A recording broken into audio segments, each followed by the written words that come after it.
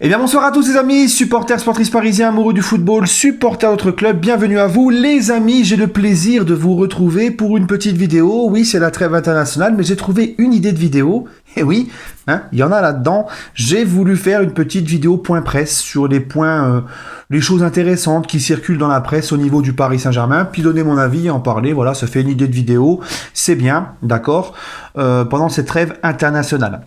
Donc ça sera certains points où je vais donner mon avis, un petit point où je vais passer un petit coup de gueule, voilà. Vous aimez bien quand je passe un petit coup de gueule. Je me demande si vous n'êtes pas un peu sadomaso. Non, plus sérieusement les amis, premier point que je voudrais parler avec vous, c'est cette rumeur de la presse espagnole, un média espagnol qui s'appelle En Chiringuito ou je ne sais quoi, qui parle d'un intérêt du Paris Saint-Germain qui voudrait faire venir Sergio Ramos au PSG l'année prochaine. Bon, alors, moi franchement, je vous explique un truc, moi je vous pose la question, pourquoi en fait? C'est quoi l'intérêt de faire venir Ramos, sachant que pour moi, comme je vous l'ai toujours dit, la paire Marquinhos-Kimpembe, elle va continuer à grandir ensemble et je suis persuadé qu'elle sera l'une des plus grosses paires de défense centrale en Europe. Donc en fait, je vois pas l'intérêt de faire venir Ramos qui n'acceptera pas d'entrer dans la rotation. Lui, il faudra absolument le mettre titulaire. Donc après, t'enlèves quoi? Tu fais quoi de Marquinhos et Kimpembe? À moins que la charnière centrale Marquinhos-Kimpembe ne répond pas aux attentes et à tout ce qu'elle nous promet. Mais sinon, si la paire Marquinhos et Kimpembe fait le job et qu'elle répond à tout ce qu'on attend autour d'elle, je vois pas l'intérêt d'aller recruter Ramos. Au pire, va chercher un mec comme Upamecano, par exemple, tu vois, un jeune défenseur central qui acceptera, pourquoi pas, d'être vraiment dans la rotation. Ramos, tu vas le faire venir avec un salaire mirobolant et tu seras obligé de mettre Marquinhos ou Kimpembe sur le banc parce que lui n'acceptera pas de venir faire le banc de touche. Si tu fais venir Ramos, va lui expliquer de pas jouer les phases finales de Ligue des Champions. D'accord?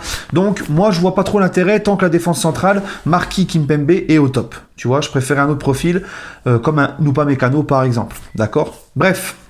Le deuxième point qui est sorti dans la presse, c'est France Football qui évoque finalement une option d'achat dans le prêt de Moïse Kean, 20 millions d'euros. Alors, je ne sais pas trop quoi en penser parce que le club, quand ils ont officialisé le prêt de Moïse Kean, ils ont bien précisé qu'il n'y avait pas d'option d'achat. Donc, est-ce qu'entre-temps, ils ont réussi à se mettre d'accord sur une option d'achat? Je ne sais pas. Est-ce que c'est juste une communication? Est-ce que je ne sais pas. En tout cas, si vraiment cette prime d'option d'achat, cette option d'achat de 20 millions d'euros s'avère véridique, écoute, elle n'est pas obligatoire. Donc, si vraiment Moïse Kean, il explose tout, tu le gardes, même pour 20 millions. Et puis, si il ne rend pas satisfaction, qu'il se conduit mal, parce qu'on sait que Moïse Kean, il a un petit peu des écarts de conduite, même si son père a dit qu'il était venu à Paris pour travailler et évoluer, tu le renvoies tout simplement à Everton et tu lèves pas l'option. Et après, j'ai envie de te dire, s'il explose tout, tu fais lever l'option d'achat à 20 millions, ça reste raisonnable pour un neuf. Un jeune neuf, moi je vois pas l'inconvénient. Tant que c'est pas obligatoire, ça me dérange pas. S'il est mauvais, il s'en va. S'il fait n'importe quoi, il s'en va. S'il explose tout, il pète tout, écoute, tu la lèves l'option d'achat. Et je pense que si le PSG a fait une option d'achat à 20 millions, c'est qu'ils en ont les moyens, d'accord?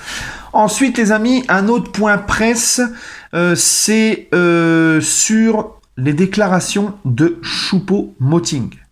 Parce que je n'ai pas apprécié la sortie de Choupo-Moting. Alors certains m'ont dit, quand j'en ai parlé hier sur les réseaux sociaux, c'est bon, c'est rien, il a rien dit de mal, il a le droit de dire que le Bayern... Non, il n'y a pas de souci avec ça.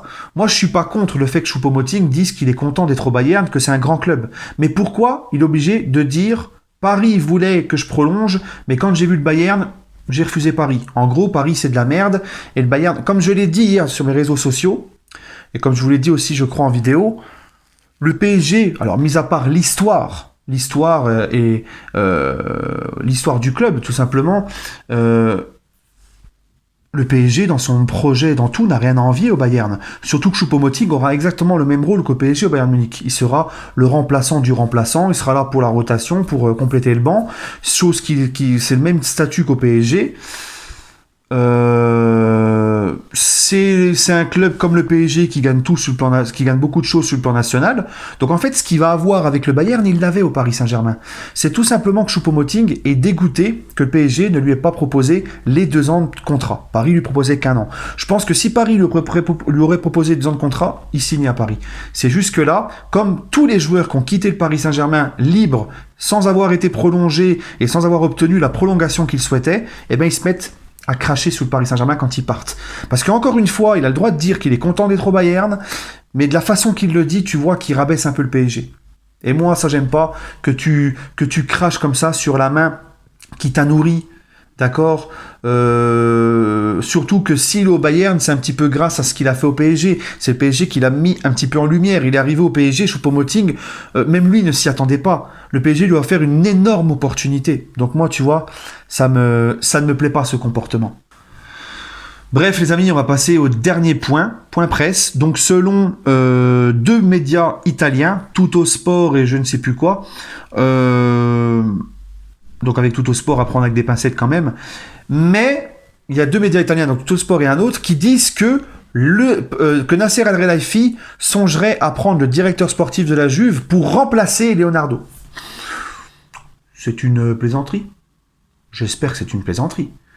Non, parce que virer Leonardo, prendre le directeur sportif de la Juve, c'est où l'intérêt? Alors Tuchel, si c'est vrai, c'est quand même incroyable. Parce que Tuchel, le mec, il se chie dessus contre Manchester, il se ramasse, il fait une première saison cataclysmique. On lui dit, oh, deuxième saison, deuxième chance. Tout ce qu'on a évoqué sur Tuchel, les problèmes, tout ce qu'on a évoqué depuis le début qu'il est là, je vais pas revenir dessus. Le mec, on le garde. Mais l'autre, Leonardo, qui fait du super bon boulot, on va peut-être penser à le changer, à faire venir. Il faut arrêter. Encore une fois, je vais pas revenir sur tout ce qu'a fait Leonardo, mais regardez le mercato qu'il t'a fait avec le peu de moyens. Le mec t'a réglé les problèmes de gardien, le mec t'a ramené enfin une vraie sentinelle qui manquait depuis le départ de Mota, il t'a réglé le problème des gardiens, il t'a remplacé Beignet par Florenzi, il te remplace Choupo-Moting par Moïse Kean. Il fait un travail exceptionnel, Leonardo. Maintenant, sa mission sera de prolonger Neymar et Mbappé. Le mec a fait rentrer Neymar dans le rang, il a tenu tête au clan Neymar l'été dernier, enfin l'été 2019. Franchement, Leonardo, en plus de ça, il défend toujours le club. Il remet tout le monde en place quand le club est attaqué par la presse. Il vient, il remet les choses. Donc en fait, pourquoi se séparer de Leonardo? Le mec, il fait un boulot irréprochable pour moi. Tu vois? Donc j'espère vraiment en tout cas que c'est une plaisanterie. Alors je ne doute pas des capacités du directeur sportif de la Juve, qui apparemment est un très bon dialogue sportif. Mais là, ça serait changer pour changer. D'accord, et moi, en plus Leonardo, voilà, ancien du club, je sais pas, on nous parle souvent de stabilité, il faut aussi du côté de la direction. T'as aucune raison de remplacer Leonardo, sachant qu'il fait du très très bon travail. Voilà les amis, bah écoutez, je vous souhaite à tous une agréable soirée. N'hésitez pas à me donner vos avis sur les sujets que j'ai évoqués. Et puis, on se retrouvera demain pour l'avant-match de Nîmes-Paris Saint-Germain.